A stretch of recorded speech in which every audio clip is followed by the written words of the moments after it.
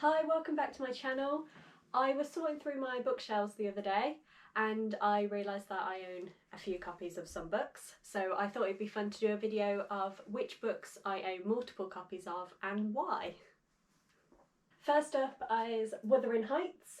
I have 2 copies of this book.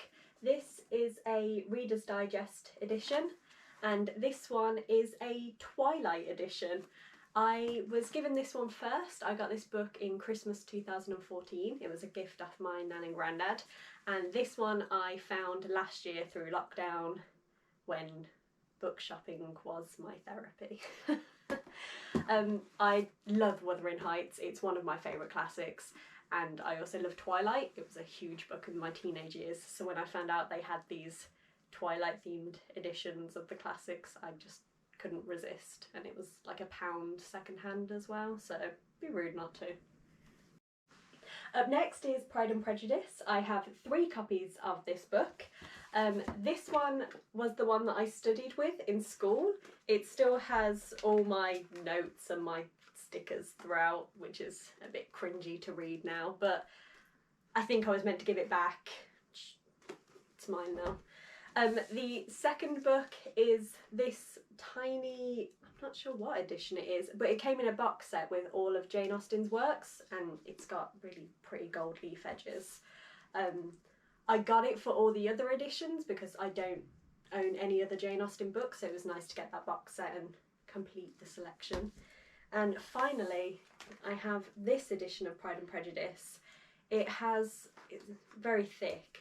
It has all the letters from the books written out, so it was really nice to read the book and then be able to unfold the letter and read the letter as if it was actually written by that character.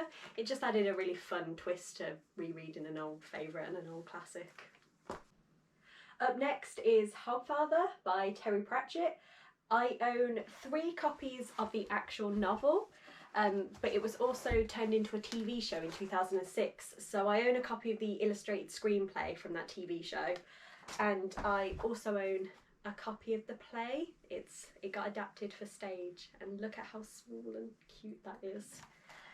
But the book editions I own are the Discworld Collector's Edition. Just the covers on this set are amazing, they're just so beautiful. I own it in hardback. This is signed and my prized possession, and I love it so much. And finally, I own it in paperback as well. This is if anyone wants to borrow it, I'll give them this edition. It's not my least favourite, but it's the one I'm least precious about, so I don't mind that potentially getting knocked and banged to someone if I lend it out to them. Finally, I have Good Omens, which I own multiple copies of. The same with the Hogfather. I own a copy of the script book for when it got made into a TV show, and I also own a copy of the TV guide, which I haven't actually read yet. I'm so excited to read it that I've kind of put off reading it, which is really silly because Good Omens is my favourite book and it was such a wonderful TV show that I know I'm going to love this, but I'm going to procrastinate on it for a bit. I have 2 physical copies of the book. No, that's a lie, I have 3. This one is, I think it's based on Crowley's character, like the black and the red, and there was also a twin copy where it was white, which was based on Aziraphale's character, but Crowley's my favourite, so I had to get this edition. And I also have this hardback. Again, this is the one that I lend out to people. Good Omens is notorious for being a book that you lend out and the person loses it, damages it, breaks it.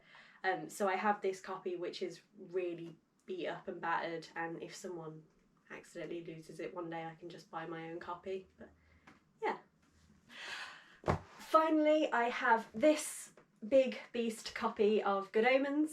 This was one of the special editions that they released to tie in with the TV show. I think I received it in 2019.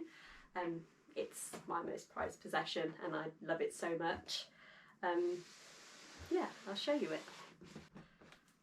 We have Crowley and Aziraphale, David Tennant and Michael Sheen from the TV show.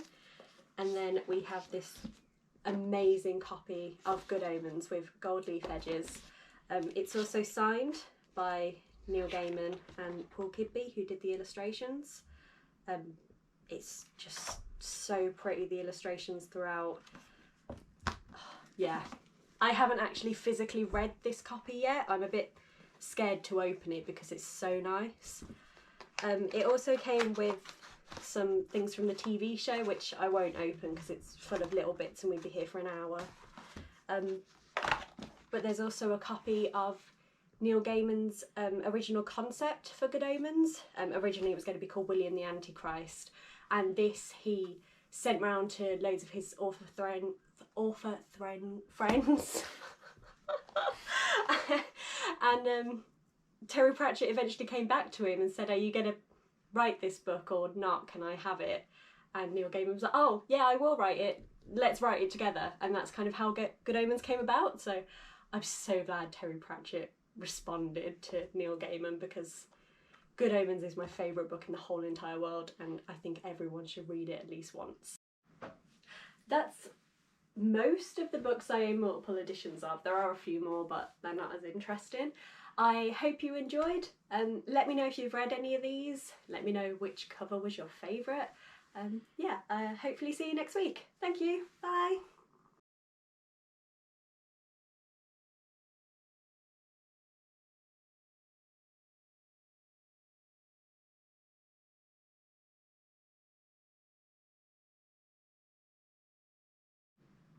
Up next is Pride and Prejudice.